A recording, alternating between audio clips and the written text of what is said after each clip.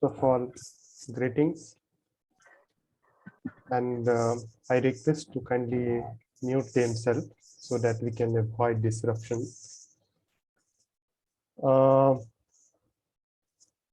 First of all, my greetings on Independence Day and Sir Aurobindo's birthday. Let us begin the session with an invocation of a patriotic song and a song on Aurobindo's, dedicated to the spirit of nationalism, love, and the journey of Sir Aurobindo. So let me first play the patriotic song.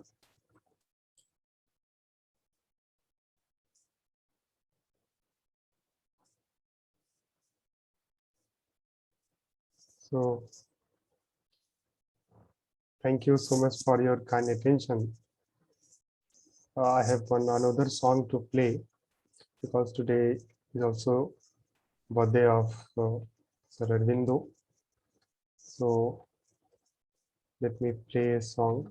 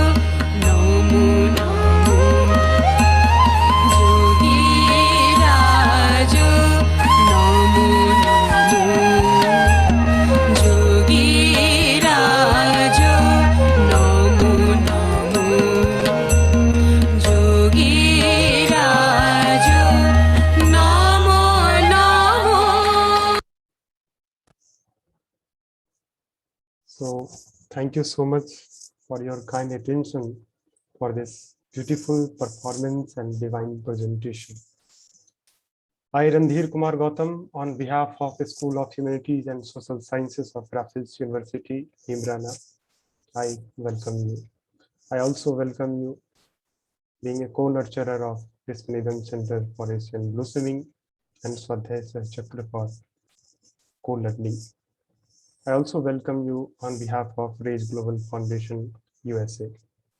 It is indeed a great pleasure and honor to have available with us our distinguished speaker, Professor Ananta Giri from Madras Development Institute, Chennai, and Supriya Mullick, writer and creative thinker from Bhubaneswar, to deliver talk on very special movement of India on the eve of Independence Day, as well as on the eve of birth anniversary of Sir Aurobindo and Ambedkar. I would like to extend my warm welcome to our Chief Patron, Honorable former Chief Justice of Rajasthan High Court, Dr. Meena Vibombar, Madam, Vice Chancellor of Raffles University, Professor Diwakar Kohli, Madam, and all the respected participant, viewers, listeners. Thank you so much for joining us in this very beautiful evening and very special day.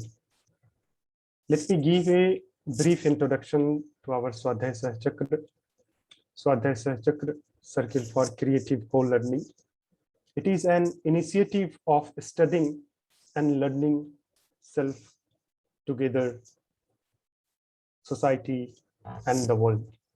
Friends associated with this are eager to walk and mediate with new horizons of thinking and new movements of social and cultural change at work in our contemporary world.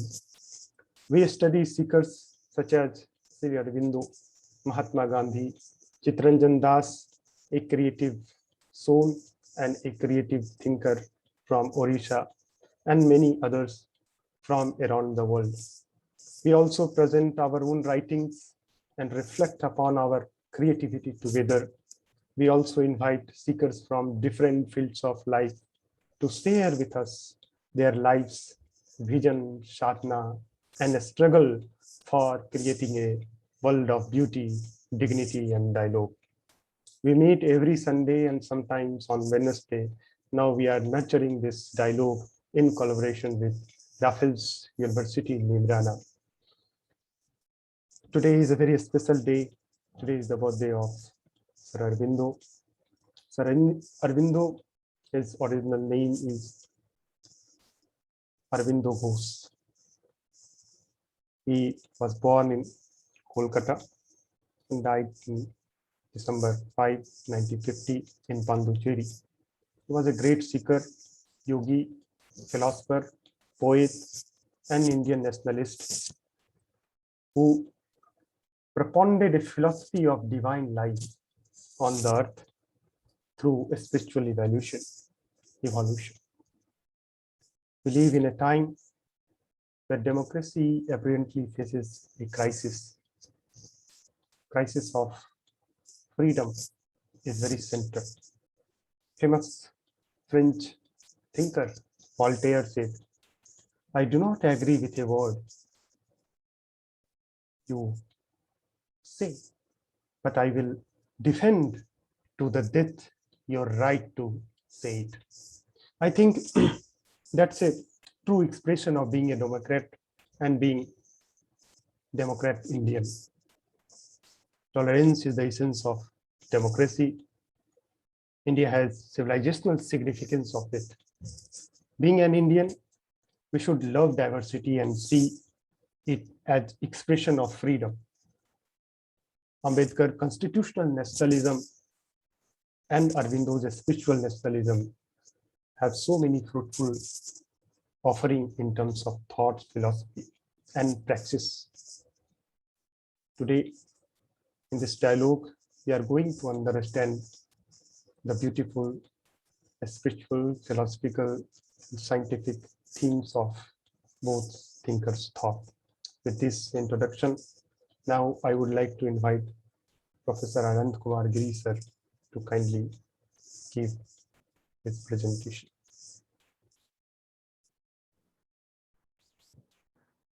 Thank you, dear Randhir, and a warm welcome and thanks to all present. Respected Justice Minabi Bomber, respected Vice Chancellor Supriya, and all friends co-present in our dialogue this afternoon. It is a joy for us to be together in this way. The birthday of independent India and also the birthday of Mahayogi Sri Aurobindo, who was one of the first persons from the past to articulate a call for Purna Swaraj, the total liberation of India without any condition.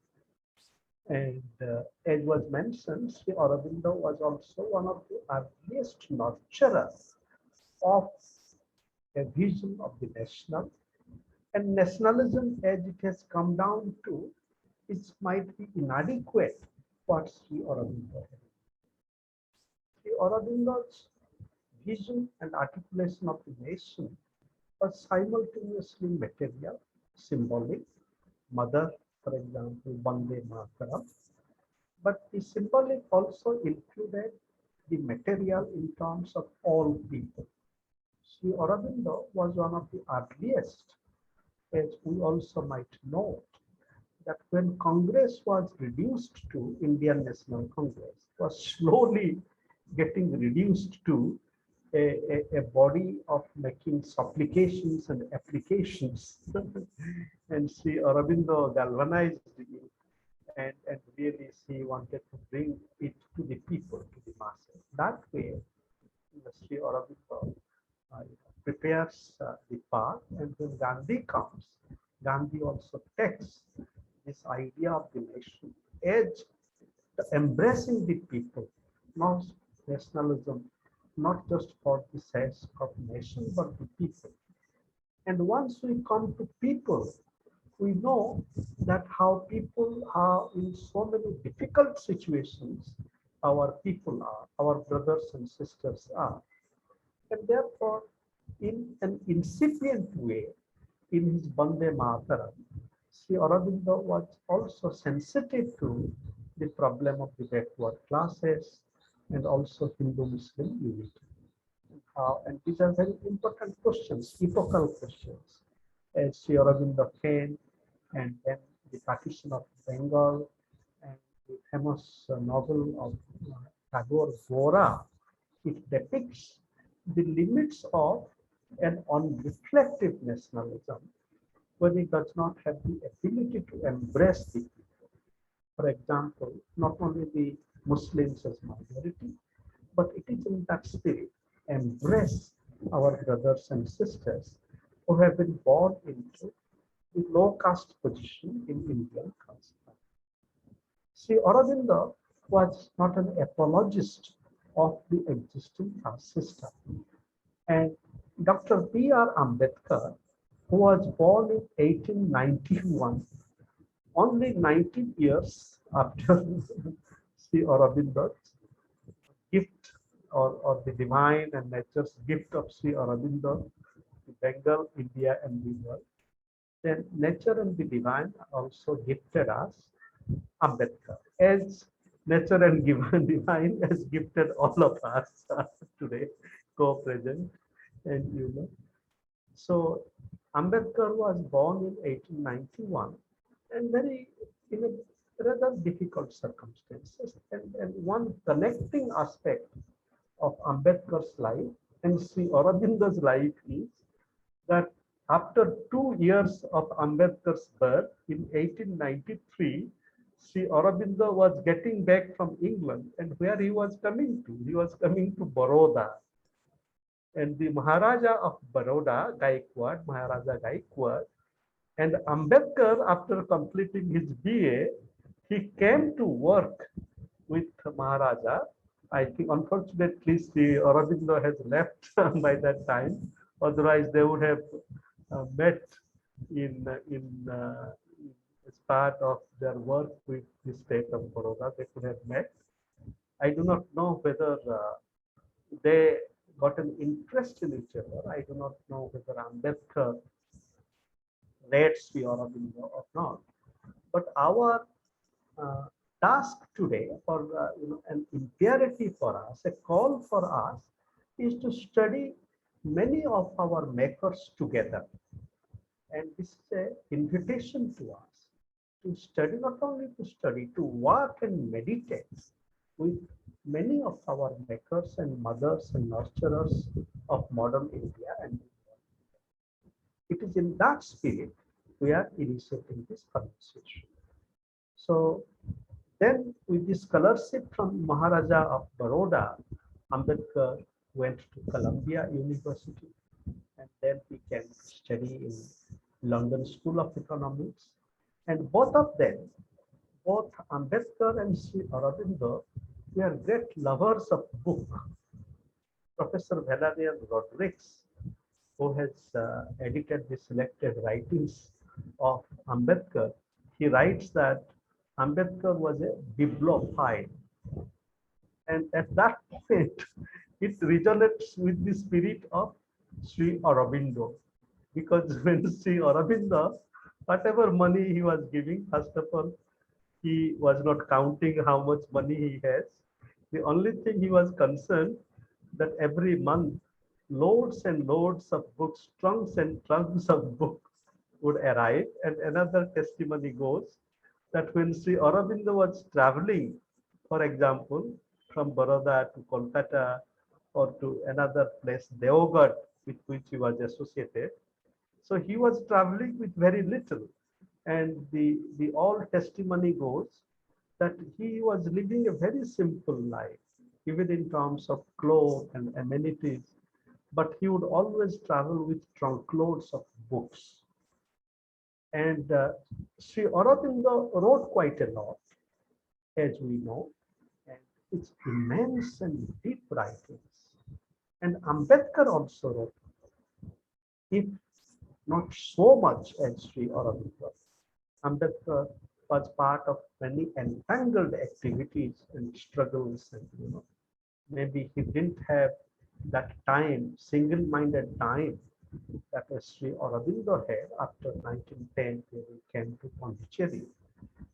But for Ambedkar, the written word was a very important way of expressing oneself and articulating a sense of resistance and purpose.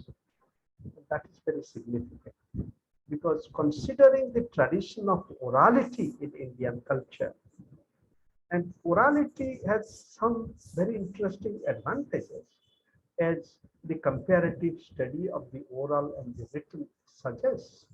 When we write something, it fixes us. But orality, oral testimony, in the absence of truthfulness, oral testimony in the absence of our respect for human dignity. If our Shastra says that if the evidence given by a Brahmin is more valuable than the evidence given by a so-called low-caste person, then what is the significance of oral testimony? Therefore, that way, Ambedkar's sadhana and struggle with the written word and prepare documents, present it to Simon Commissions and Roundtable and all these things, we have to read it as part of that emancipatory critique of certain kind of implicit silencing, that is entangled in Indian culture. With this, let me quickly come to my slides, please. I request the share screen option. Yes, yes, you can see it, sir.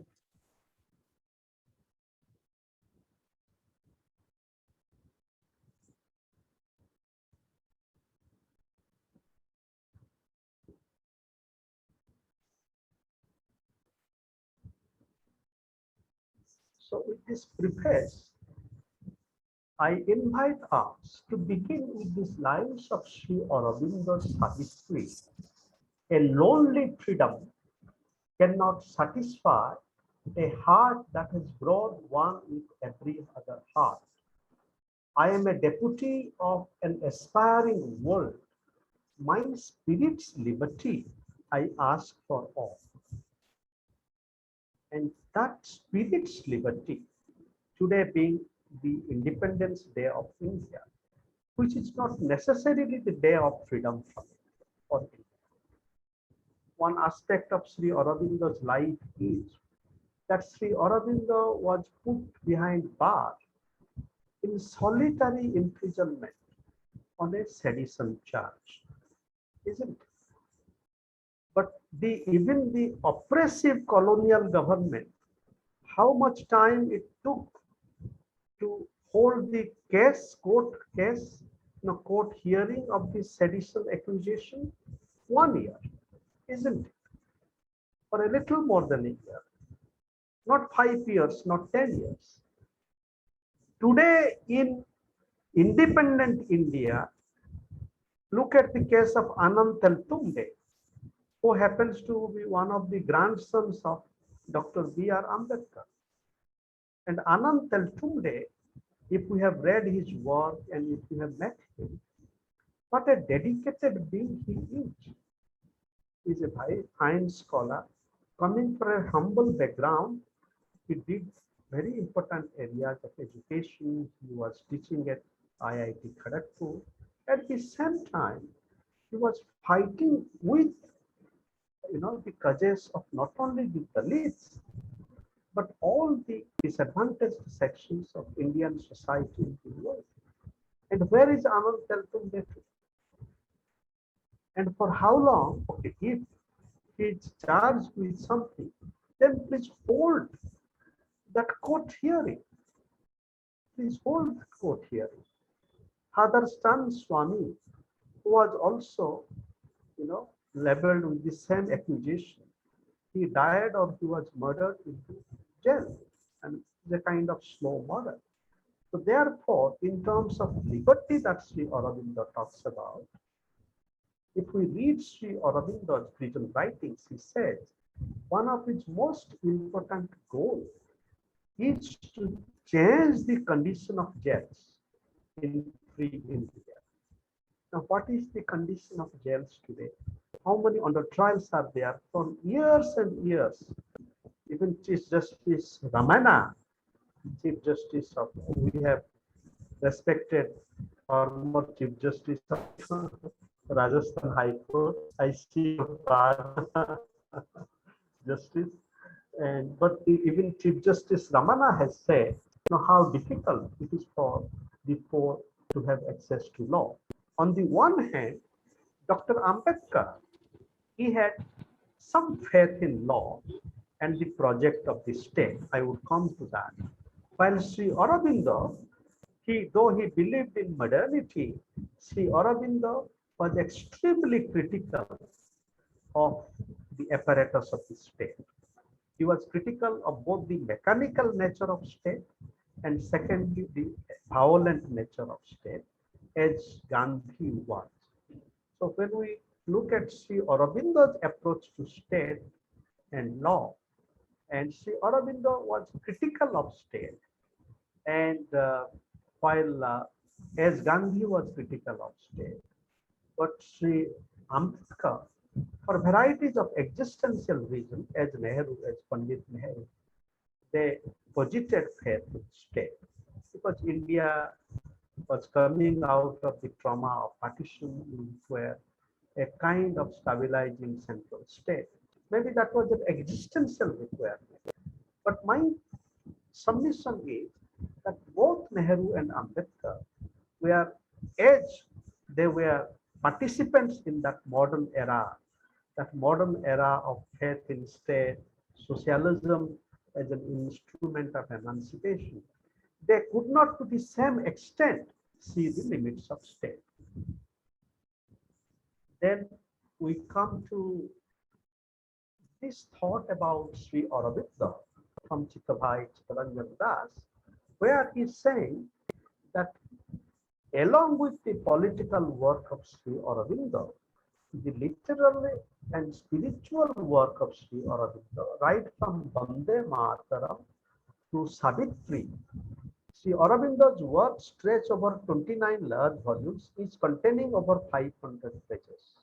From the first to the last volume, we can trace the evidence of a long and deliberate trek, a climbing that never fails to sense the progressive opening up of the horizons and structure itself accordingly. The dynamism is a spiral, and as it tends to unfold further up, it never loses sight of the steps already passed and traversed. You seem to get a sense of the real kernel of Sri Aurobindo's vision as you are able to discover the significant link. The approach is, as it were by choice, syncretic, often popularly called synthetic.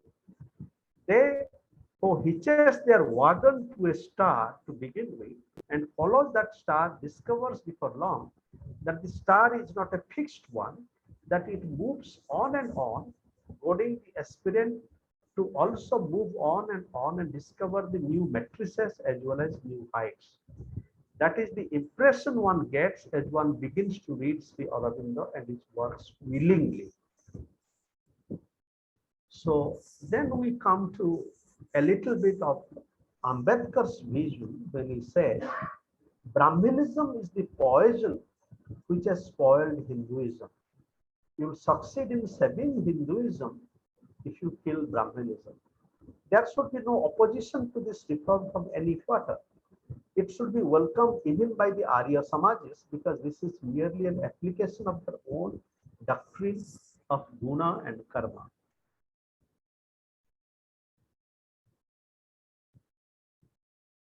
Then Sri Aurobindo, then Ambedkar writes,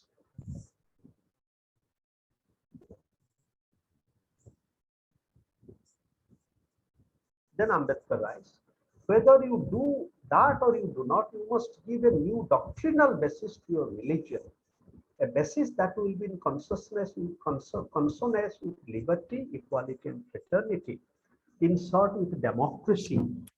I am no authority on this subject, but I am told that for such religious principles as will be in consonance with liberty, equality, and fraternity, it may not be necessary for you to borrow from really foreign sources, and that you could draw for such principles in the Upanishads.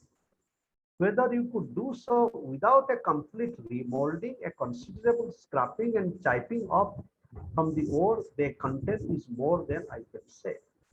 This means a complete change in the fundamental notions of life. It means a complete change in values of life. It means a complete change in outlook and attitude towards men and things. It means conversion. But if you do not like the word, I would say it means new life. But a new life cannot enter a body that is dead. New life can enter only a new body. The old body must die before a new body can come into existence and a new life can enter into it. To put it simply, the old must cease to be operative before the new can begin to enliven and to pulsate. This is what I meant when I said you must discard the authority of Shastras and destroy the religion of Shastras. So many lines in this paragraph from Ambedkar's epoch-making document, Annihilation of Caste, resonates with certain thoughts of Sri Aurobindo. For example, Upanishads. Now, Dr.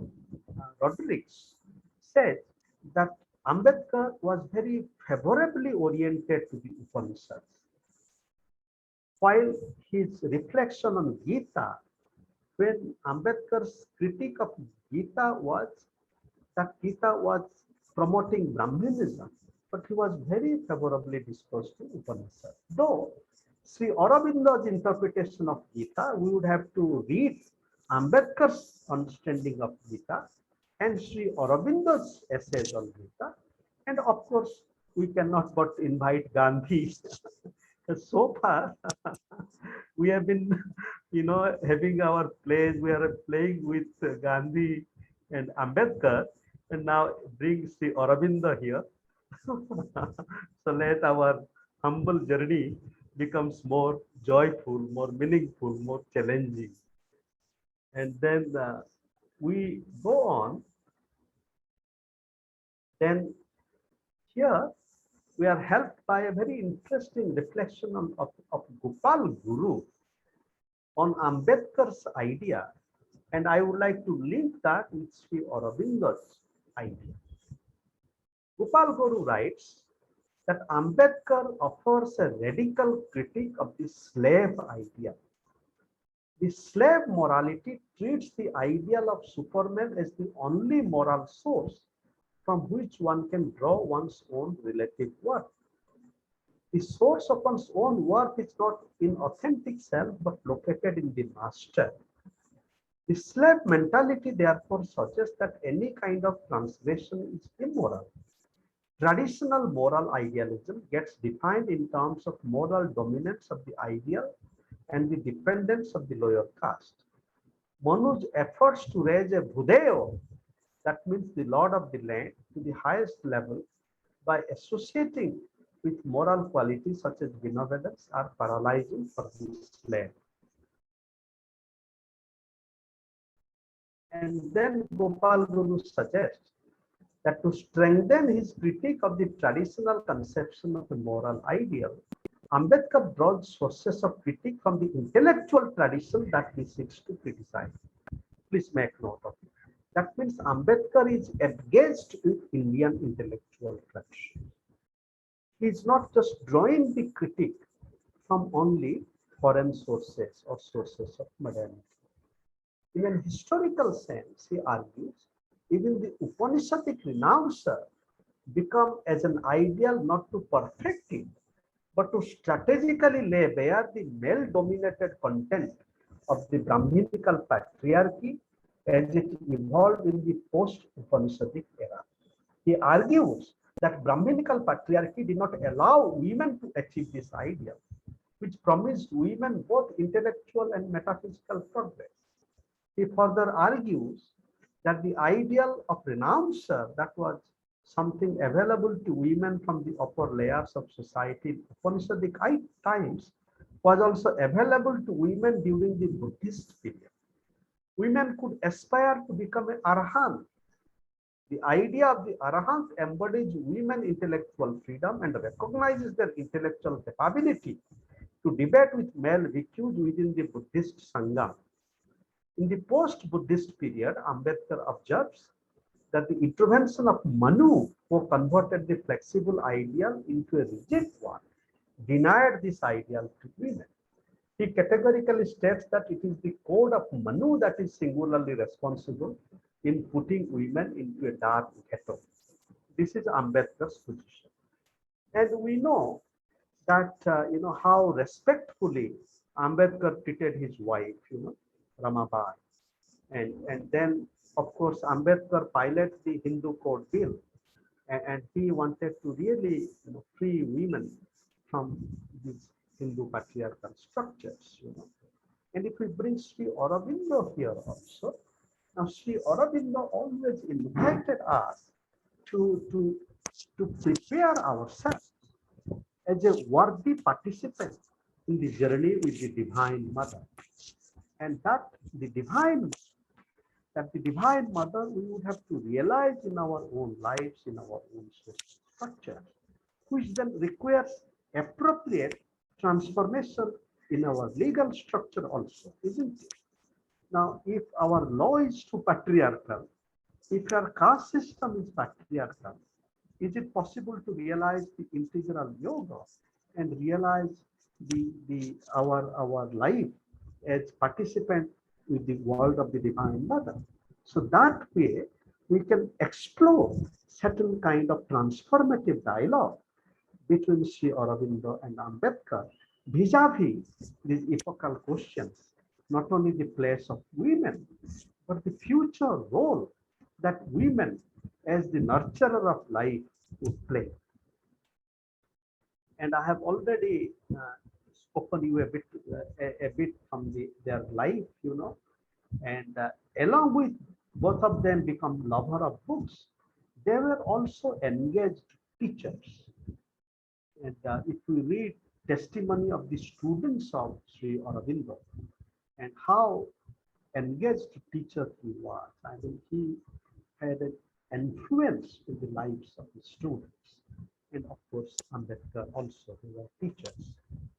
And then Vande Mataram and Bahiskrit Bharat, both Ambedkar and Sri Aurobindo edited some journals. As we know, Sri Aurobindo edited Vande Mataram. He was also associated with Yugantar, a journal from Kolkata, and another, I think, Sandhya.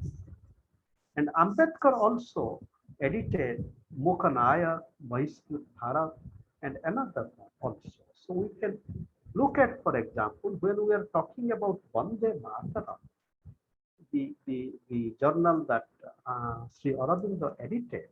Now let us read Vande Mataram and Bahiskrit Bharat together.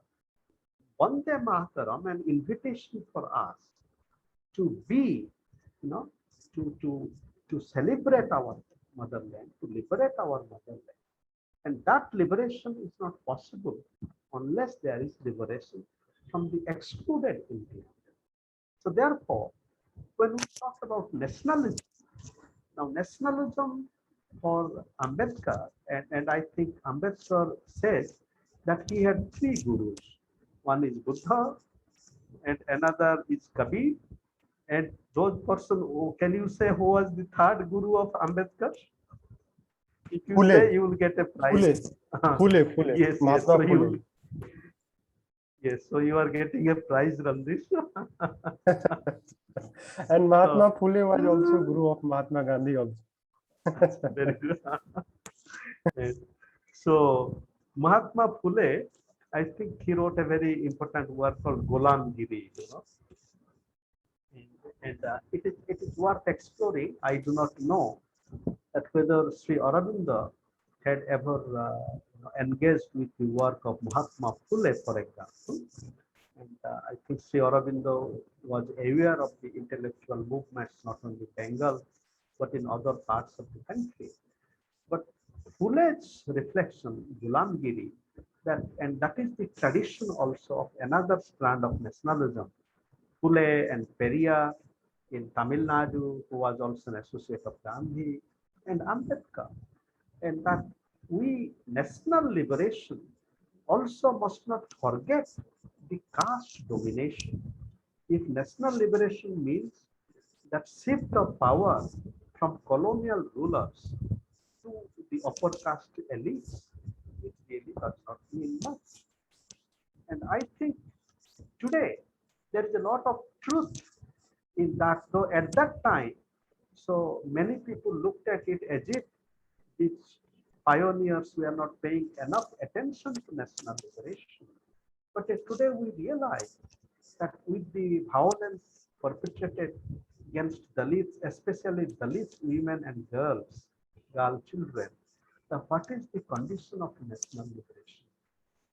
Colonialism also on the and Sri Aurobindo again was one of the first proponents of anti-colonial struggle in terms of Purna Swaraj.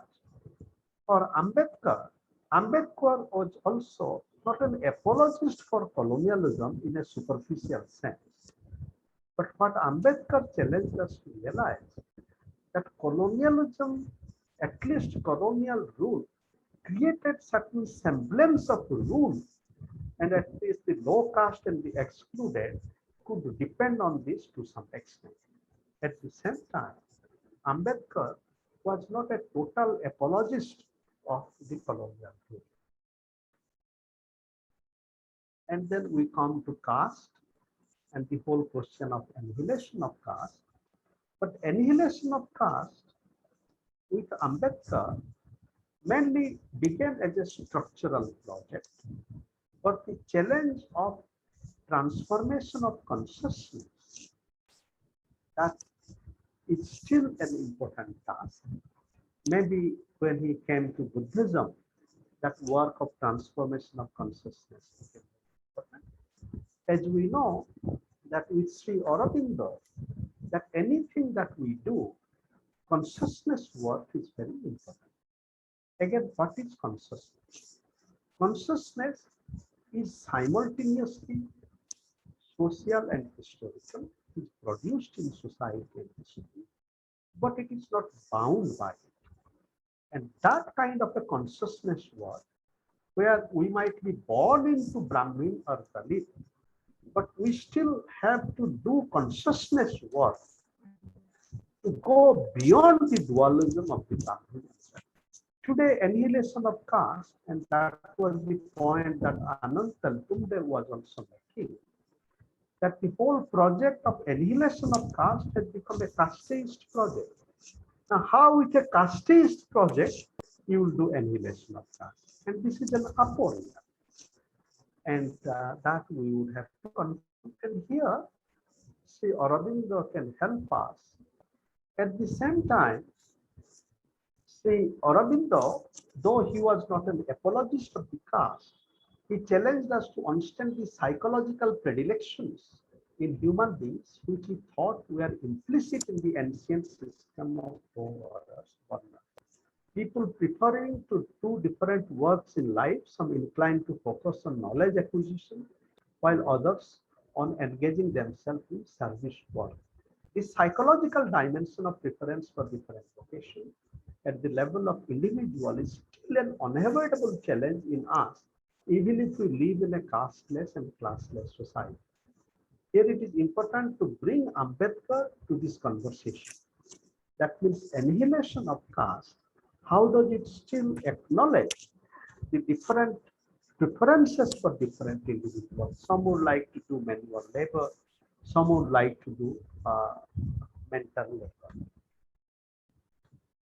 Then Sri Aurobindo has given the highest place to Sudra Shakti. And he is writing, the Sudra is God descending entirely into the lower world and its nature. I do not have time to read the whole thing. But at the moment, I'll very quickly point to some aspects like caste consciousness and integral education and integral. As I have already said, that if a society is so much fragmented by caste inequality, then how can we do integral education and integral yoga? In Odisha, for example, we have more than 600 integral schools. And there, of course, there is not necessarily visible casteism, but the participation of the Dalits in these schools, it remains to be explored. Then religion, morality, and spirituality. Now, very interestingly, Ambedkar was not opposed to religion, but he always emphasized the moral dimension of religion. Similarly, Aurobindo, he challenged us to understand the limits of the religious and cultivate the spiritual with and beyond religion. Time being short, I'll just put this argument at this in this shape now. Then come to the next one.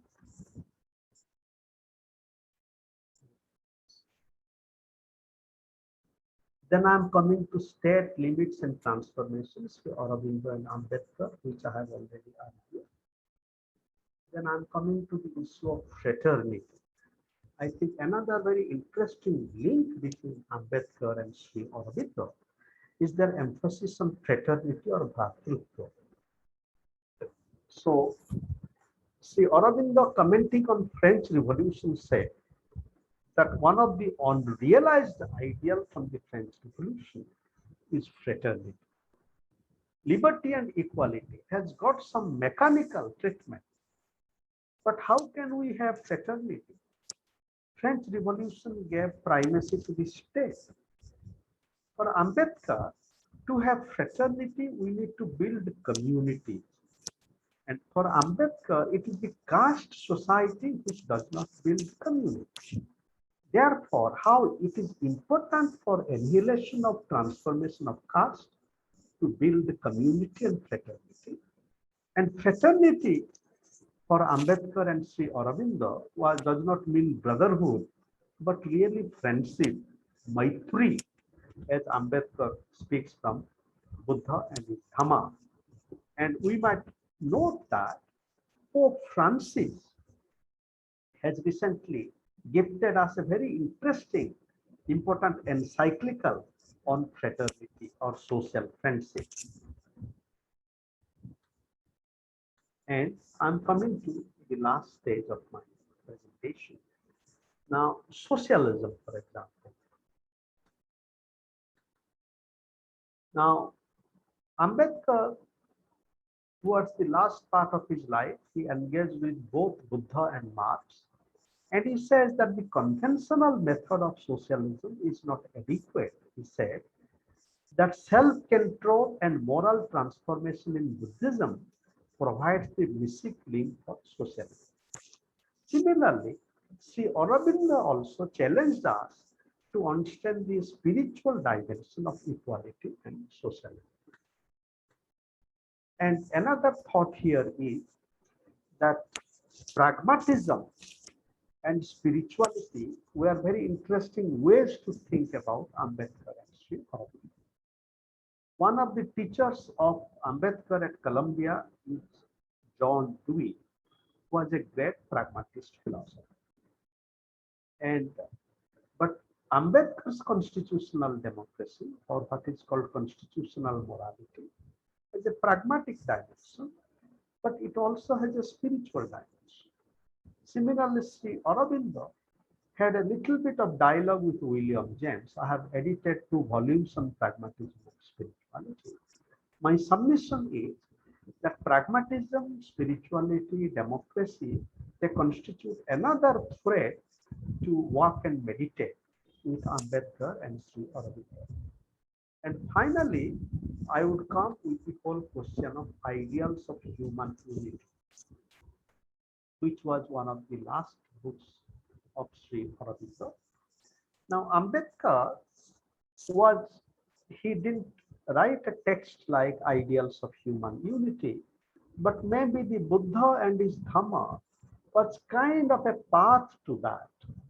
And it is interesting to read Sri Aurobindo's ideals of human unity and Ambedkar's Buddha and his Dhamma, as a possible ways to think about our journey with human unity. But another similarity was that Sri Aurobindo, like Gandhi, was very concerned about put India in dialogue with Asia. And Ambedkar also was very concerned about the newly independent country having much more collaboration with Asia. And he embracing the path of Buddhism, as we know, Buddhism was a very interesting thread across Asia, Central Asia, China, Japan, East Asia. So with Buddhism, he could feel that thread. So dear friends, these are some of my submissions to you for your considerations. Thank you. Thank you so much, sir, for your creative presentation. And you always relate thinkers with a very creative manner. We have so many debates and discussion relation between Gandhi and Ambedkar, but this is the first time I really enjoyed the session, because for both of them, the integration of self and society comes through the very process of religion. Although Ambedkar very critical about religion, but at the last stage of his life, as you have already underlined, the social transformation or social emancipation, he find that path in the path of Buddhism. And it's very important thing, because when you mentioned Taltumde's understanding of Ambedkar, he also underlined that Ambedkar was having very deep impact of pragmatism. And although some thinkers like Adit Nikam and many others um, uh, does not believe this thing, but we have to understand, when you understand Ambedkar in a very holistic sense and very organic way, and religion, an aspect of his religious thought is also very significant. So thank you so much, sir, for very deep analysis. Now we have another speaker. We are also joined by Supriya Mullick. She's a very creative writer and thinker from Bhubaneswar. Now I would like to invite Supriya Mullick, ma'am, please.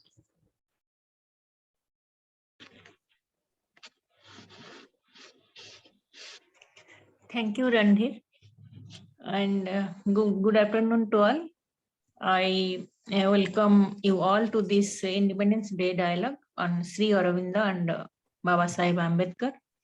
I feel honored that I have given a space to talk before the learned audience today. I am therefore very much thankful to the organizer of this Swadhyaya Sanchakra. Ambedkar was a social activist and Sri Aurobindo was a spiritual sadhaka. Both are great since their thoughts and deeds are devoted to their set goal without the slightest deviation. They thought, wrote, worked, and lived with full devotion towards their aim and objectives. Secondly, both have offered a path of life for a major section of mankind. Third thing, their direction for alternative future is relevant for ages. They indicated the way of life or how we should live so that there can be life for those who come after us. Ironically, with their thoughts and ideologies still existent in this world, modern scientists and environmentalists predict that devastation will come within around 80 years of time due to climate change and global warming. Great thinkers not only give ideas and ideologies, paths and pathfinders for alternative future, but also they are quite nearer to nature. Nature never discriminates. Nature is in a continuous process of creation and nurture. She never discriminates between grass or oak tree, or between squirrel or lions, monkeys or human. And all the creations, they get their life needs from the environment for their sustenance. Nature does not discriminate, and great men, they also don't discriminate between man and other persons who are downtrodden. Dr. Ambedkar, Mahatma Gandhi, or Sri Aurobindo, all of them have dreamt of a society with equality and justice. All have thought and wrote and worked for a casteless, classless society. But their thoughts and personalities, their dreams and activities were influenced by different sources of inspiration. Aurobindo and Gandhi both had sincere faith on Gita. Both meditated and worked with Gita. Here I am referring the writings of Professor Ananta Kumar Giri. He mentioned that Aurobindo and Gandhi both worked with Gita. And also it is a well-known fact that both were deeply influenced by the philosophy of Gita. Dr. Ambedkar was a critic of Gita since in its essence, there is ideology of violence, discrimination, and superstition. Gita glorifies war and violence and complete submission of individuality. Gita preaches Indian culture, which is enriched with caste hierarchy, exploitation, and superstition. No sign of love, tolerance, forgiveness, sympathy is there that are essential component of a humanitarian society. In terms of engagement with Indian traditions, Ambedkar worked with Buddhism. Buddhist philosophy has anatma, anitya, and dukkha in its nucleus. Apart from these philosophical ideas, Buddhism stands with a profound solution to dukkha. Solution is the golden path that is distanced equally from stringent rules and loose anarchy. Since Buddhism in its essence is egalitarian, scientific, non-violent, tolerant, Dr. Ambedkar was inspired enough to include these values in Constitution when he was the chairman of the drafting committee of Constitution of India. Values of Buddhism, those are equality, justice, and fraternity, etc., or sisterhood that is inherent in fraternity, as mentioned by Dr. Ambedkar. These values are very much required for a democratic country and for a country which has been suffering from caste system for ages. Aurobindo and Gandhi were Hindu. Dr. Ambedkar was a non-believer. It means his religion was humanitarianism. He doesn't believe in any God. Love for human, tolerance for others, and downtrodden Hindus who have been tortured and humiliated for ages in the name of religion. Dr. Ambedkar loved them as man. He tried to give them a voice, give them right to live with dignity, while it was needed to give them a religion, the religion which will educate them, organize them. Dr. Ambedkar chose Buddhism. Actually, when Ambedkar was converted to Buddhism, he didn't take it as a religion, but as a way of life. And it is also a factor that conversion to Buddhism will unite the people who have been tortured for ages. No religion, if it is religious enough in nature, can have a space for tolerance. No religion is tolerant. Every religion has some rules, regulations, some do's and some don'ts. So a person who can cross those limitations of do's and don'ts is not considered as a religious man. My religion tells me to do something and don't do something. If ever I cross it, I will be ousted from my religion. Religions contain a lot of words on love, tolerance, fellow feelings, brotherhood, sisterhood, sympathy, forgiveness, and so on in their philosophical level. But in practice, there are lots of norms, rules, regulations hinted with intolerance. For this reason, anti-Hindu, anti-Muslim, or anti-Christian force is existing and growing day by day. Buddhism is not a religion, but a way of life, minimizing do's and don'ts and allowing a larger space for scientific analysis, knowledge, and education. Dr. Ambedkar studied all the religions extensively and concluded at this, that Buddhism is the only way in which they can live, they can educate, and they can be free and make his own people free. Ambedkar accepted Buddhism because there is no God, no soul in Buddhism. But tolerance, sympathy, and equality make it moral way of life. Actually, Buddhism is a religion where there is no soul and no belief in God. Gandhi and Aurobindo, preferring non-violence over violence, have approved violence as a strategy in certain contexts, like during independence movement.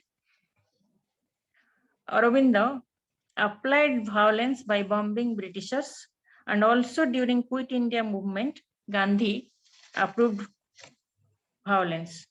Dr. Ambedkar showed the prevailing violence in scriptures, in society, and in caste system. He gave a clarion call to end all those practices that preach, that enhance violence against men.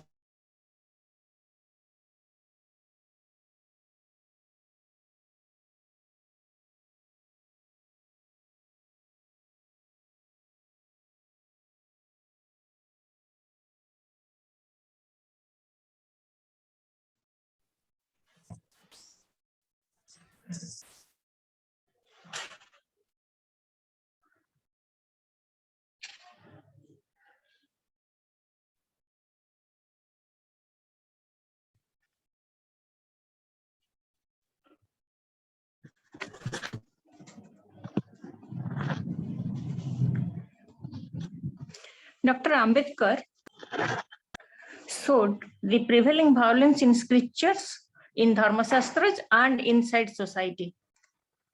Therefore, he drafted democratic constitution and wrote annihilation of castes. Caste system, being the social law of Hindus, give energy to violence. Hindus divide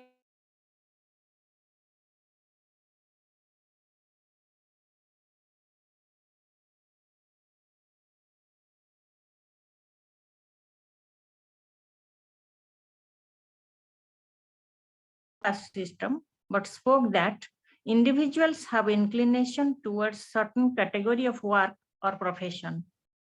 Some men like to acquire knowledge, some men like to serve others and work with hands and legs, etc.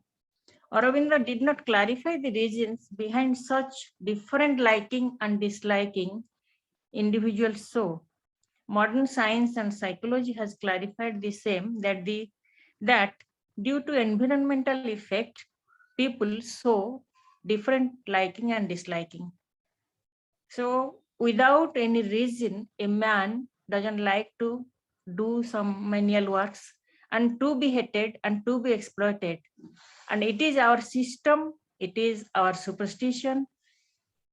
It has been practicing exploitation to the low caste people and those who serve them. Sri Aurobindo, a yogi, a seer, a poet, and a spiritual sadhaka, was doing his sadhana for a philosophical concept of Ati Manasa Chetana. It is the highest power of mind. Ati Manasa Chetana, if at all descends to this earth, man can be blessed with immortality. Man will never die. Concept of immortal man was drawn from Hindu mythology, Savitri and Satyavan. In that story, Savitri has been succeeded in making her dead husband Satyavan alive. Her endeavor brought a victory over death, which is the unavoidable law of life. Death, that is the unavoidable law of life, but Savitri got a victory over death. It is a matter of fact that literary creations are not all imaginations. Sometimes mental creations or literary creations take perfect shape in physical world also. Man is neither only a matter nor a mind, but a combination of both. Creations of mind can be materialized at a point of time. Above all limitations of human mind,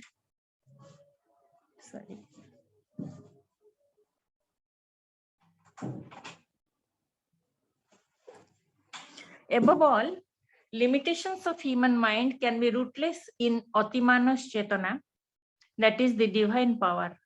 Throughout his whole life, Sri Aurobindo was trying to touch Atimanas Chetana, the divine power.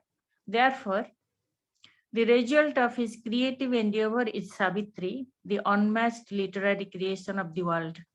Here, not only the literary acumen crossed all limits, but also the human character has been transformed. Savitri trampled on the law of life and death with living feet to arise in freedom. She was born. Aurobindo moved beyond this limited material world in his consciousness and touched the point where perhaps no other person can reach. Perhaps he lived with spirit in a finer plane of spiritualism. Therefore, his thoughts and creations were far away from this living world, and he was always in another world where such type of economic, political, and social limitations doesn't exist, do not exist. In case of sadhana of Sri Aurobindo, spiritualism is the finest sphere where all limits are baseless, meaningless, non-existent. So are the limits of society like caste, creed, color, religion or region, etc. For Sri Aurobindo, state is a finite concept. The span of his life, which was engaged in the freedom struggle of state of India, might be one step only, but not the only step to move ahead. In an evolution process, man has to be changed.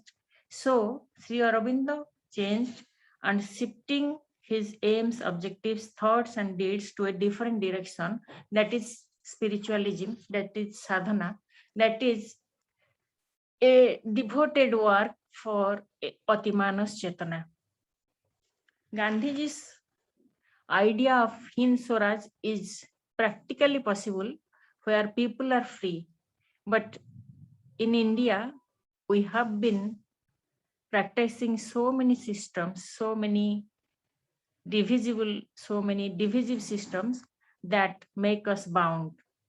Aurobindo's concept of divine life or Atimanas Chetana seems beyond achievable limits because the sadhaka himself could not reach the point. On the other hand, Ambedkar's idea of democracy, one man, one value, rights and duties of citizens, equality and social justice, etc., are the need of time. Ambedkar worked for the downtrodden, and till the end of his life, he thought that democracy will change this situation of the downtrodden people, and democracy will emancipate the downtrodden. But till today, we are facing the same problem, and India is growing more and more undemocratic, doing all sorts of tortures, doing all sorts of violence against the downtrodden. And if such type of fanatic activities will continue, perhaps someday the people who have been deprived, the people who have been manipulated by many exploitative systems will rise and may further, they will take some violent actions against this system that is going to be rotten for years together. Thank you. Thank you so much. Thank you so much for making us understand about the basic concepts of our Aurobindo as well as basic concepts of Ambedkar. And very excellent presentation. Now I would like to invite respected participants. I can see so many important and already known face. Maruf sir, comment. Maruf Shah. Yes.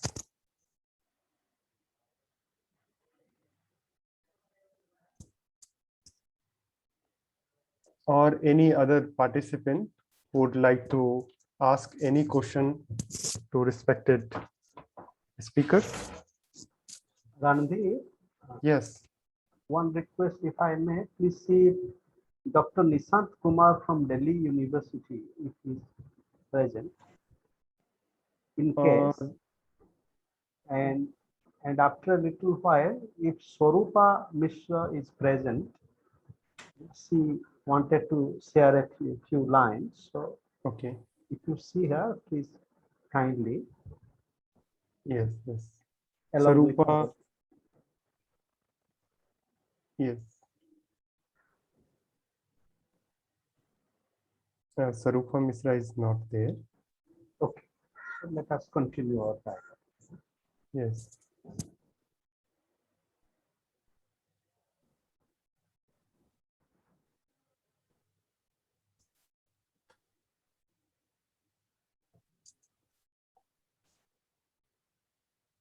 Yes. So one question that I see on Facebook is asking about the difference between Ambedkar's view. Ambedkar participated in constitutional making process in India. Why don't Aurobindo? If we can see the last page of Ambedkar, both have having the same dimension. Okay, so one participant on Facebook, he is asking a question about why Aurobindo did not participate in constitution making process. So maybe Randhir, we can assemble a few questions together if there is some other question. Yes. So respected participant, if you have any question, you can raise your hand. Yes, Miniti Pradhan, please. My question is Ambedkar condemned that Manu Sanhita completely. What was the view of Aurobindo on that prospect? Thank you. Okay. So your question is noted. Any other friends?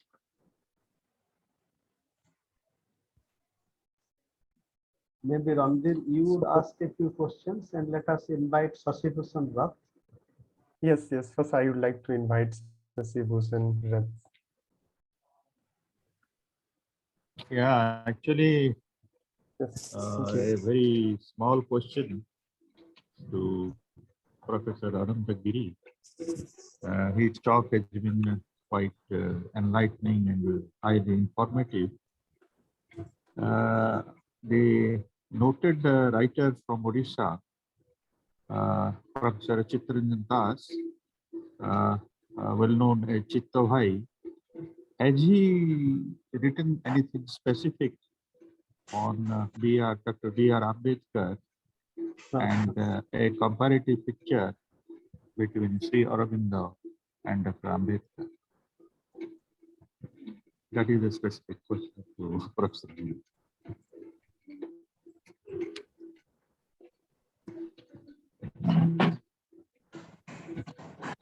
Yes. Thank you so much. I think, sir, you have already noted the three questions. So you can And respond. maybe let there be a fourth from Randhir. Yes, Abhi khela hobe. Let there be more play. Yes. I have one question that, okay, Ambedkar whole idea of emancipation, first he developed his idea of emancipation by understanding religion, and he also find a kind of solution within a religion and found a kind of path in Buddhism. But, what we can see, the translation in political reality, particularly when we see the movement of backward caste movement after Mandal Commission scenario, we can see that the whole transformation agenda, the whole idea of Buddhism, right? We cannot see the very in terms of demography, we can see that much conversion in Buddhism if we compare Islam or Christianity. So what are the limitation, why it is, how it can be theorized for that matter? So this is my understanding, a kind of differences led by whole Mayavati and all movement. Yes.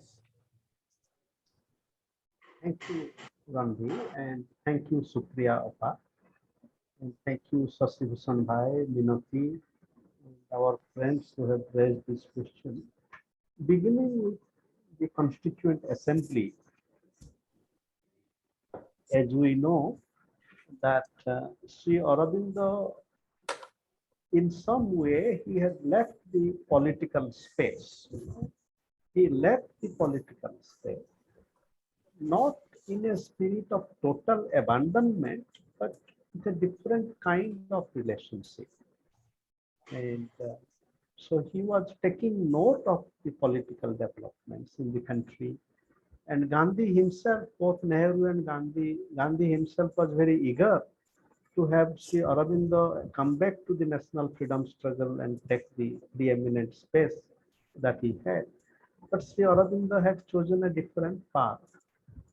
And therefore, his participation in the Constituent Assembly was not in that line, though he only took a stance on the Cripps Commission report.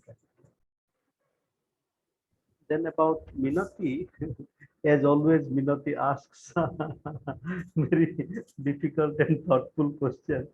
Now, it's a very important question, but I do not know about Sri Aurobindo's position on Manusmriti.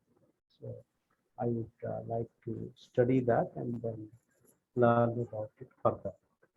But on a general level, Sri Aurobindo's position on religious text was always the limitation of the religious and the limitation of the religious and the need for the spiritual. And so from that very general point of view, Sri Aurobindo would not be happy. I mean, this is my humble understanding of Sri Aurobindo's critique of the religious and the need for the spiritual. Therefore, any text that does not give dignity of soul to each being, whether on the basis of caste or gender, so it would not find Sri Aurobindo would not be at ease with that text, as also Gandhi. Gandhi also has commented that even if I am not a scholar of text, but even if it is written in the text, but anything that violates dignity, I'm not going to accept it. Then Sasibhai's question, thank you, Sasibhai. You are again, catching us on a very difficult question, Now, Chittavai was a freedom fighter,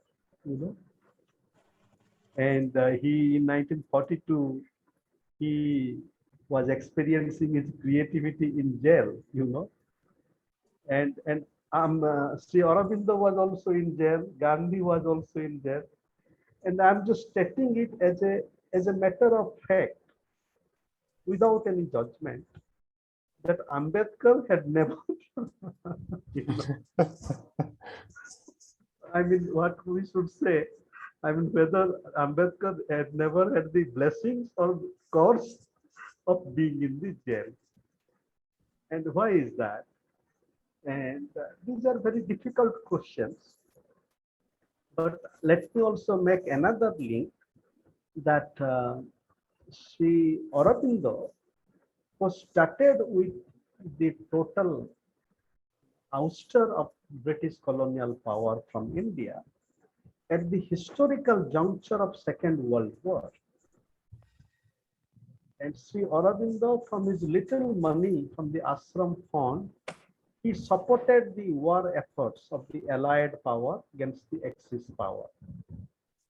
And one critic has written, the same colonial government which had put him into jail is putting his little money in supporting that colonial government. But I think this is a very elementary understanding, because at a particular juncture, what kind of alliance that we need to bridge, Sri Aurobindo could see, and that if Hitler and Nazism come to power, then it would be very difficult for human civilization to survive.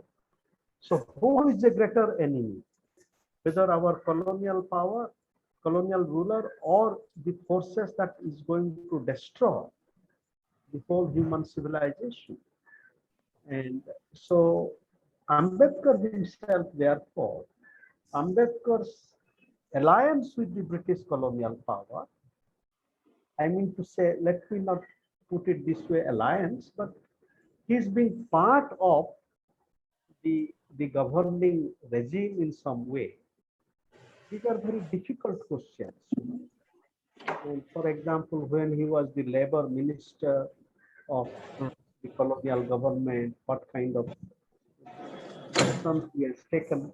And many people have reflected upon that, have written about it, how unhelpful some of these decisions have been.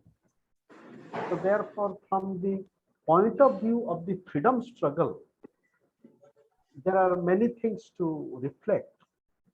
And Chitabhai not only being as a freedom fighter, so he had his own ways of understanding the role of Ambedkar. So as I move on, I also, if possible, I wish to share one thought with Supriya Appa. Thank you, Supriya Appa, for your very deep presentation. No. Excuse me, Anta bhai, just I want to tell few sentences here. It's not a very difficult question why Ambedkar sometimes or many times was in support of British government. It is not a very difficult question. It is the real question because the people of India, those people who have been torturing the downtrodden and the persons who are serving them, who are doing major service to the society, they can never be emancipated if British won't interfere. Because it is in our religion, in our culture, in our tradition that we will always exploit and we will torture the low caste people. If there will not be any other force to tell against this, to at least do some strategies to eradicate such type of misdealings of high caste people, then those low caste people will remain as usual, as they have been for ages. Therefore, Dr. Ambedkar took the help of British government so that laws can be made, constitution can be framed, and regulations can be made for the emancipation of these people. Even in spite of laws and rules and regulations, the present India is showing caste hatred to the highest degree. And it is seen every day newspaper, every day news channel is telling about these things. Even in homes, in villages, in urban areas, you will find that the most educated persons will prefer for their own caste marriage, own caste gathering, and caste level groups are gradually growing more and more. So for caste system, it is not so easy that only one Ambedkar or one Gandhi can change that thing. There was the need of a very powerful position. There are need some political power to change the situation. This is the reason why Ambedkar took the help of British people at that time. And this thing our people cannot understand till today. It is also a very, very thing, a very, very concern among the downtrodden people that how our own educated people cannot understand this thing. Thank you, Supriya, very quickly. It is not that we cannot understand. We do understand, but the sense of inevitability, and again, this is a question to further think about.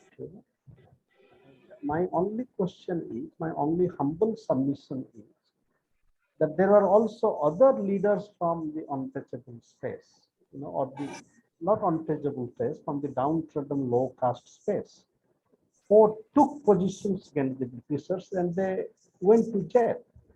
And therefore, this whole question of how do we think about the emancipation, the of society and emancipation of country together, anti-caste and anti-colonial movement.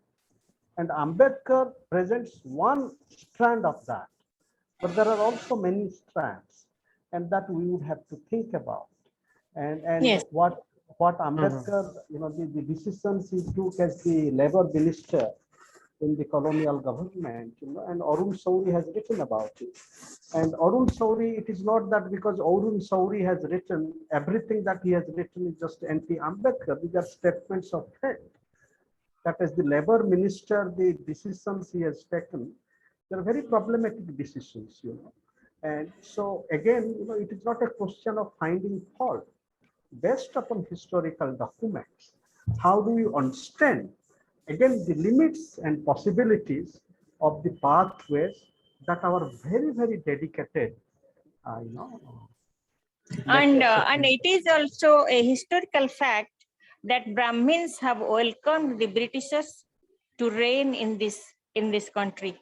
A number of Brahmins are there in the Britishers' executives, in their all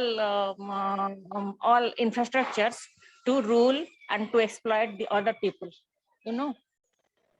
This is the historical fact. Not only Ambedkar supported British, but also the Brahmins and high caste people in large numbers, they supported British.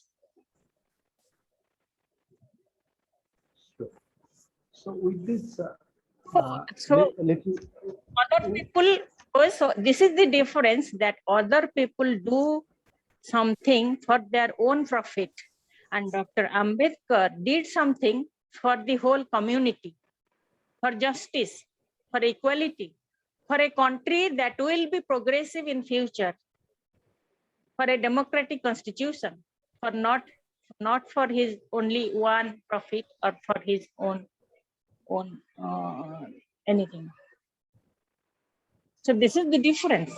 All people, all category people have supported British time and again. They have showed their support. So they have played very crucial role in sustenance of British government here. This is a historical fact. Thank you. And if I may, I have one quick question to you, Supriya. When Yes. you said about Buddhism, Yes. that Buddhism is not a religion but a way of life. Now, every religion says this. If you ask Hinduism, the Hinduism is not a religion, it's a way of life. Christianity. But when we come to, for example, Sri Lanka, and Ambedkar, Dr. Ambedkar visited Sri Lanka, before embracing Buddhism. And what is is Buddhism a way of life in Sri Lanka, or it is a state religion? Is Buddhism a way of life in Myanmar or a state religion? So therefore, every religion, sometimes, though there is that aspect of Buddhism as a way of life is there, which has inspired Dr. Ambedkar, and Dr. Ambedkar also has lived that way of life. But my humble submission is that sometimes Buddhism is more than a way of life. It is a state religion, as it was during Emperor Ashoka's rule. When you make religion a state religion, then it is not just a way of life. Yes. No, religion. I was referring to the religion that have that means every religion that have a concept of a god, concept of either soul or river, all these things. But Buddhism is godless and no god and no soul religion. Therefore, it is not a religion. It tells how a human being can improve himself or herself, can see inside her mind, her body, and can develop his all capabilities. These things Buddhism speak. And it tells that I will save you. This is just talk all over throughout all other religions. Therefore, I am telling that it is not religion; it is a way of life. Some different direction I was telling, not about this. That means they don't have anything to. Excuse me. Yes. Just I have one point to say. If I am not wrong, I think Buddhism also has the concept of rebirth. No, the rebirth is latter addition to Buddhism. In Okay. Theravada, in the earliest The current Buddhism, lamas practice the things of rebirth. Like, yeah. yes. In the earliest Buddhism, the philosophy was that there was no soul, no rebirth, no God. But gradually, when there is intermixture of different religions between Buddhist thoughts and Hindu thought, then rebirth came into it, and Mahajani Buddhist, they were doing some advertisements of Buddha. They started worshipping Buddha, and they started a number of stories about rebirth and Yatak tales. But before that, Yes. the original Buddhism, it doesn't have any soul or any rebirth. Hmm. So thank you so much. We'll have a kind of a good debate on the contested concept of religion itself.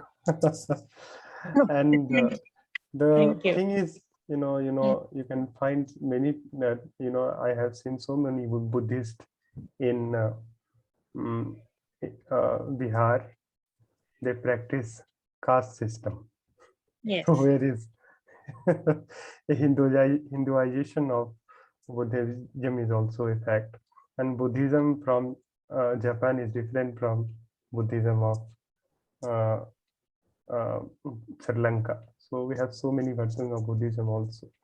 So with these words, I think we are also running out of the time. So, sir, you have one, sir, Anant Kumar Giri, sir, you have one question. The question of fraternity is also very undiscussed topic in the field of intelligence here. So why do you think it is not a popular topic to discuss? Because Ambedkar has deep emphasis on the very concept of fraternity. Yes. Yes, that is a very important question. Why? Maybe, first of all, the priorities of modern world, it became, as Sri Aurobindo say, that it became focused on liberty and equality. But if we see that what we struggle for liberty and equality also involves fraternity or friendship. If you look at the movements of emancipation, Marxist movement, for example, or working class movement, or now even the so-called Maoist movements, I mean, if you study their life, how much sharing the participants of movement do, little resources. Therefore, fraternity as sharing has always been part of struggle for liberty and equality. But somehow, fraternity in itself didn't get that much attention. And why intellectuals have not focused on it? Maybe fraternity is something that it always brings our own being into the process. It is not just enough to talk about fraternity. We would have to practice fraternity. Yes, of course, we have to practice liberty and equality.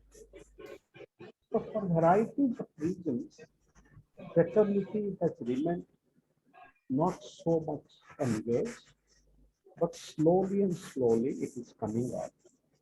And now Akash Singh Rathore, my friend, has written a book on Ambedkar and Constitution, in which he is arguing that how it was great effort of Ambedkar to at least bring fraternity to Indian Constitution. And I think with that, it is very interesting to bring again Sri Aurobindo, Gandhi and Ambedkar into a conversation about fraternity and friendship. Not so much as historical legacies, but as living insights into the present and pathways to the future. Yes. Thank you so much, sir. And it was very informative session. And you have also another webinar to attend. And I have also another webinar to attend on 5:50. So I would like to invite Dr. Devendra. If Dr. Devendra, are you available? Because he is traveling to his home. Hello, can I read one small poem Yes, on yes. freedom? Yes, please, please. No, you have to, don't have time, so I just. No, please, please, Miniti Pradhan, madam, please, Yeah. you can Yeah, there recite is your just, I poem. wanted planned two poetry today actually, for one Odia and one in English, but as Today time, is we are running short of Wednesday, time. no problem. You have to No, this is, recite two yeah, poems on this is freedom. the joy of freedom, the joy of Okay. freedom. Great. It just feels great to breathe in open, bask in sun, voice your views and make new rules of your own. Breaking the age-old handcuffs and so-called norms of societal taboos in seen and unseen forms. Unthinkable is life without freedom. In such a scene, death would be welcome. Live and let live, the motto of God's kingdom. Let's internalize the real meaning of freedom. So, and one more is in Odia. I think all of you can follow that. It is about the children who sell flags on the road on the occasion of Independence Day and Republic Day. So I will just, I will not explain that so much. I think all of you will follow. It is almost like Hindi. So I will just read it out. ଥକି ପଡିଛି ପାଦ ଆଉ ମୁଦି ଯାଉଛି ଆଖି ଥକି ପଡିଛି ପାଦ ଆଉ ମୁଦି ଯାଉଛି ଆଖି କ୍ଳାନ୍ତ ଶ୍ରାନ୍ତ ମନ ପତାକା ବିକି ବିକି ଜୁଆର ଯେବେ ଆସେ ଜାତୀୟ ପର୍ବର ତା ସହ ପର୍ବ ଆସେ ମୋ ଛିଣ୍ଡା ତମ୍ବୁ ତଳ କେଇ ଓଳି ପରେ ଚୁଲି ଜଳିବାର ସମସ୍ତେ କେଇ ଓଳି ପରେ ଚୁଲି ଜଳିବାର କେଇ ଦିନ ପରେ ଖାଦ୍ୟ ଖାଇବାର ସମସ୍ତେ ତ ଦେଶଭକ୍ତ ପତାକା ଛାତିରେ ଗାଡି ଆଉ ଅଫିସ ଟେବୁଲ ସବୁ ସଜେ କାହା ଲୁହ ଲହୁ ଆଉ ଝାଳରେ ମୋଟା ମୋଟା ଭାଷଣ ବାଜି ଆଉ ଅନର୍ଗଳ ତର୍ଜମା ହଜାଇ ଦିଏ ସତକୁ କେଉଁ ଏକ ଅନ୍ଧାର ଗଳିରେ ସେଠି ଖାଲି ଦେଖାଣିଆ ସ୍ୱାଧୀନତା ଉନ୍ନତିର ଫାଙ୍କା ଆବାଜ ସତରେ ବେଶୀ କିଛି ବଦଳେନି ବିକା ହୁଏ ପିଲାବେଳ ପତାକା ପରି ନୀତି ନୀତି ଏଠି ଶୋଇ ପଡିଥିବା ଆଖିରେ ସ୍ୱପ୍ନ ଆସେ ଛୁପି ଛୁପି ଖେଳୁଥିବା ପିଲାଦିନ ଉଠଉନି ବୋଝ ଆଉ ବଢୁଛି ହସି ହସି Thank you. Thank you so much. Thank you so much. Now I would like to invite... Everybody understood the Pataka concept. I mean, like child labor and Yes. And thank you for the opportunity and thank you for the attention. Dr. Devendra Tiwari sir, please kindly give vote of thanks.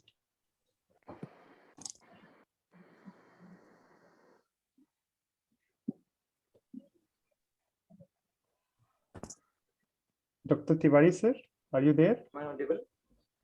Yes, you are audible. Audible? Please. Yes, you are audible. Thank you very much for asking me to propose the vote of thanks. It's my honor. First of all, I wish all of you on the board and off the board a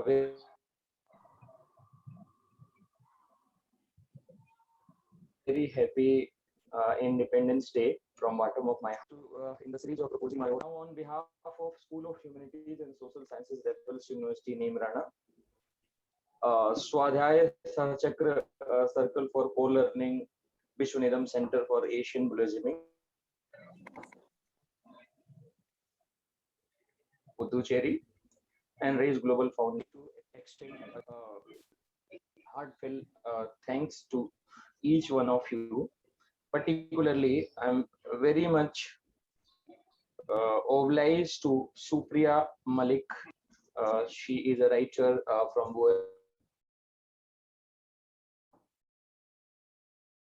Bhubaneswar, and ma'am experienced Aurobindo and Babasaheb B.R. Ambedkar in such a nice and very simple way that it was understandable to each and everybody.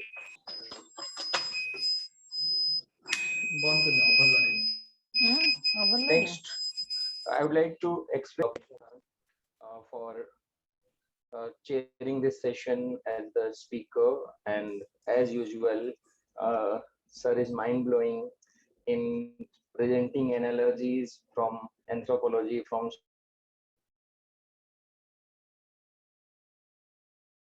sociology, from political science, and all. Means sir today's presentation, I'm thankful to sir.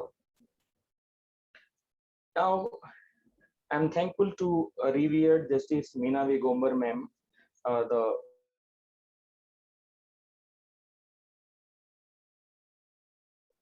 chief patron of School of Law, motivation and giving us freedom to organize such kind of events. Next, I would like to express my thanks to Professor Divakar Goli, Honorable Vice Chancellor of Raffles University, for his to all the active participants from all over the world, and particularly Meenati Pradhanji for such a lovely poem, one in English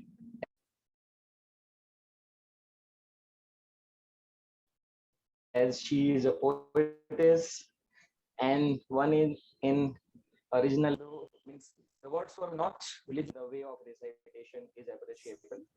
Last but not the least, I'm thankful to everybody, and particularly Professor Randhir Kumar Gautam for planning and executing such kind of webinar, and particularly Sri Aurobindo and Babasaheb Ambedkar on the occasion of 75th Independence Day of India. It was very commendable, and I appreciate everybody from bottom of my heart. That's it. Thank you very much. Thank you. Jai Hind. Have a Jai nice day. Bharat. Thank you so much. Thank you so much, much. respected participants. Thank you so much for your kind attention and your presentation. Thank you.